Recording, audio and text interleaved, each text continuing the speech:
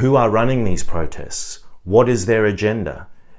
Are they speaking for those protesters who have genuine concerns about what happened to George Floyd? Or are they operating on an agenda that if you were to sit down and go through the detail of it, you'd go, what?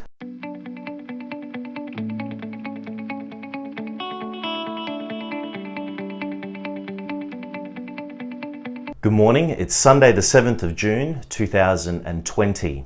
If this is the first time that you've been to my YouTube channel, please like and subscribe and enjoy today's vlog. So this week I lost 1.1 kilos, so I now weigh 101.6 kilos. I'm down 200 grams from 2 weeks ago because I put on weight last week. So this week I've lost 1.1 kilos, I weigh 101.6 kilos. I'm very excited about it. And we're on our way to achieving that task, that goal of weighing 85 kilos by the 22nd of August 2020. Well, that's me trying to achieve that goal. We're also going to add $100 onto our savings and investment challenge. So we have $600. We want to get to $1,000. And when we do, we're going to invest that money or some of that money into assets and other investments that will hopefully generate its own cash flow, its own income. Today I want to talk about honest questioning. So the third president of the United States, Thomas Jefferson, he had a quote, and the quote was, "Question with boldness, even the existence of God, for he would rather honest questioning rather than blindfolded fear and obedience."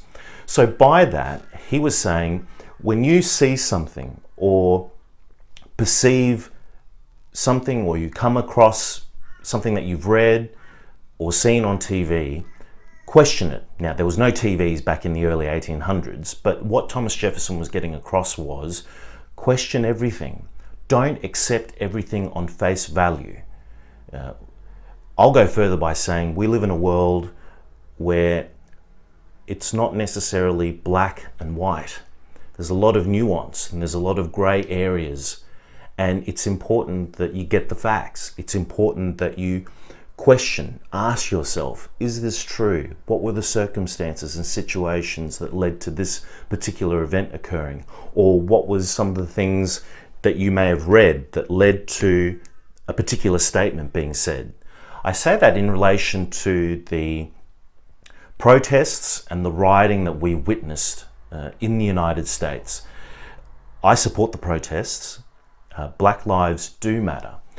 But one has to ask themselves the question, what's going on with the riots in the United States?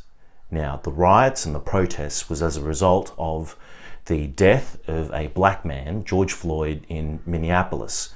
A group of 4 officers apprehended and arrested George Floyd, and one of the officers, as he was apprehending him, put his knee on his neck and did so in a very aggressive manner. And unfortunately for George Floyd, he died on his way to custody, or on his way to the police station for further interrogation. And it was very unfortunate. And we should decry the police brutality of what happened to him. What I would question, however, is, so we have everyone that's questioning what happened to George Floyd, and he was a black man. And now you have hundreds of thousands, millions of people around the world. In London, here in Australia, we've seen protests in major cities around this country where people are protesting the brutality of the death of George Floyd, which is leading to further questions about race relations, police brutality, and how to address these issues. The question that I have to ask is, with the breakout of the riots that took place in Minneapolis and other cities across America, we saw a situation where we saw businesses owned by black people that were also destroyed, that were also put on fire. We saw a situation where we saw police officers that have died. Now, do their lives matter? I think that their lives matter. Unfortunately, we have a situation where there's a lot of violence, a lot of protests, a lot of riots, and when you get into that type of mentality in a demonstration or in a protest where it turns violent, unfortunately, everything is up for grabs. Everything becomes cannon fodder. And for some black officers, there was a retired officer in St. Louis who died, and he was killed in the riots, and he was a black man. Does his life matter? We don't see much media attention about that. So what I'm trying to get at is, don't accept things for what they are. Ask yourself the question, is this true? Is this what's going on? Why did these riots happen?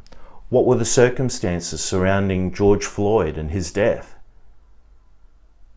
It's very easy to fall into the trap of falling into one line of thinking, and you're opposed to the other person's line of thinking that may not necessarily be yours.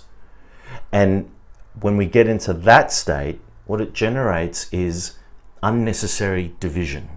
There are problems going on in the United States in relation to race relations, tensions between blacks and whites. And rather than playing the victim, and rather than accepting what the media always tells us, ask yourself the question, is this what is happening?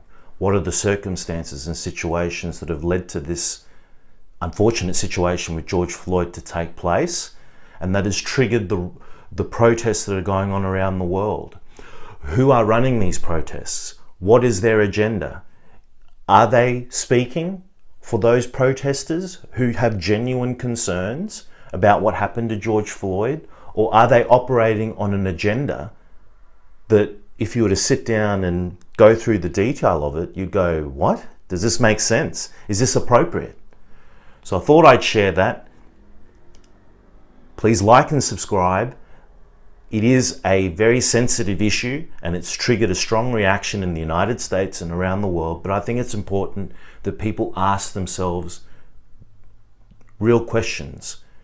And as Thomas Jefferson said, question with boldness, even the existence of God, for he would rather honest questioning rather than blindfolded fear and obedience. Have an enjoyable week, and until next week, have an enjoyable one.